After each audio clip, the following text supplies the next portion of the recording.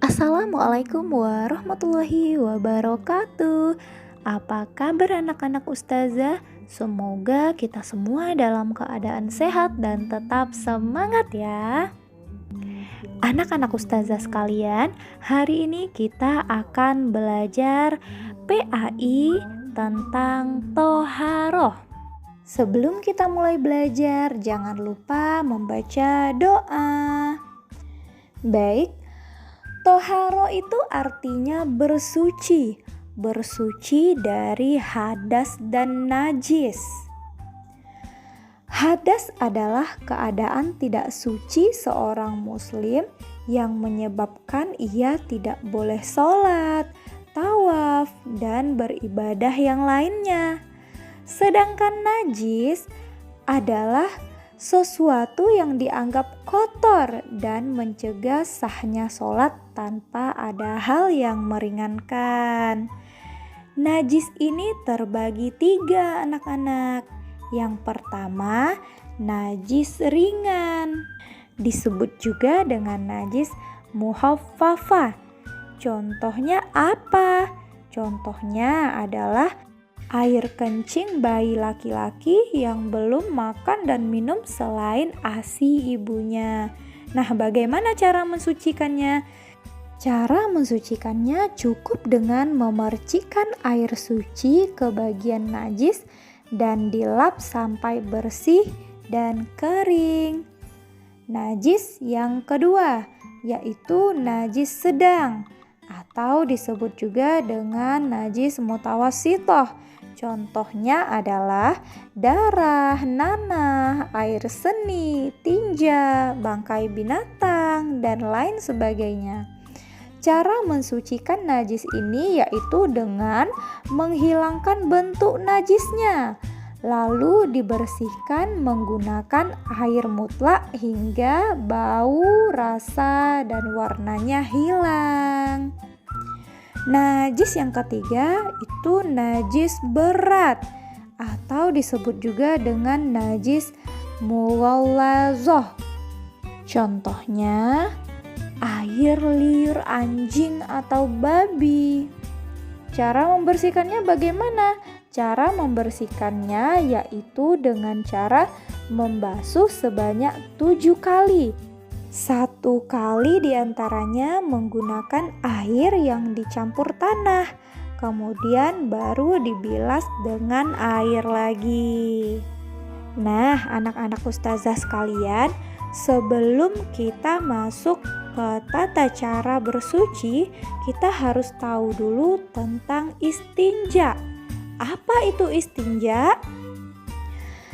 Istinja adalah perbuatan menghilangkan najis yang keluar dari kubul dan dubur dengan menggunakan air atau benda-benda kesat, atau dengan kedua-duanya sekaligus. Hukum beristinja ini adalah wajib. Alat-alat yang digunakan untuk beristinja boleh dengan air mutlak dan boleh juga dengan benda-benda kesat yang tentunya memenuhi syarat. Syaratnya bukan benda yang dimuliakan, bersih dan suci atau tidak kotor. Kemudian bukan benda yang tajam dan licin. Contoh alat-alat istinja yaitu air, tisu, batu, daun kering, kulit kayu, dan kain. Berikut adalah tata cara buang air di kamar mandi. Yang pertama, membaca doa masuk kamar mandi. Selanjutnya, mendahulukan kaki kiri. Kemudian, buang air dengan jongkok. Selanjutnya, beristinja dengan alat yang diperbolehkan sampai bersih. Kemudian, menyiram kotoran dengan air sampai bersih, sampai tidak ada bau dan bekasnya. Selanjutnya, keluar kamar mandi dengan mendahulukan kaki kanan. Dan yang terakhir, berdoa setelah keluar kamar mandi. Berikut adalah doa masuk dan keluar kamar mandi. Disimak ya. Doa masuk kamar mandi. Allahumma inni a'udzubika minal khubusi wal khaba'is.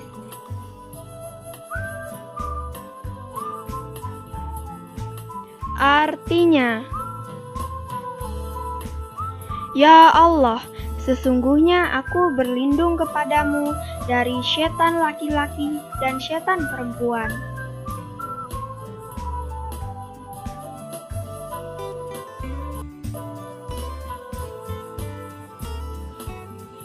Doa keluar kamar mandi. Gufronaka alhamdulillahillazi azhaba anil adza wa afani.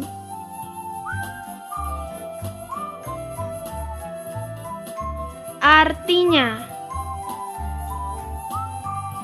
aku mohon ampun padamu. Segala puji bagi Allah yang telah menghilangkan penyakit dan telah membuat aku sehat. Ketika kita sedang di dalam kamar mandi, kita tidak boleh membaca ayat Al-Quran, tidak boleh berzikir atau berdoa, tidak boleh makan dan minum, berbicara, menyanyi, bercanda, bermain, dan juga tidak boleh masuk ke kamar mandi bersama teman. Nah, sekarang apa sih manfaat kita bersuci? Manfaat bersuci adalah kita akan terbiasa hidup bersih, terhindar dari penyakit, dan orang beriman itu selalu bersuci, anak-anak. Selanjutnya, memiliki akhlak mulia dan hidup menjadi berkualitas. Baiklah anak-anak ustazah, demikian dulu untuk hari ini. Semoga apa yang ustazah sampaikan dapat Ananda pahami dengan baik.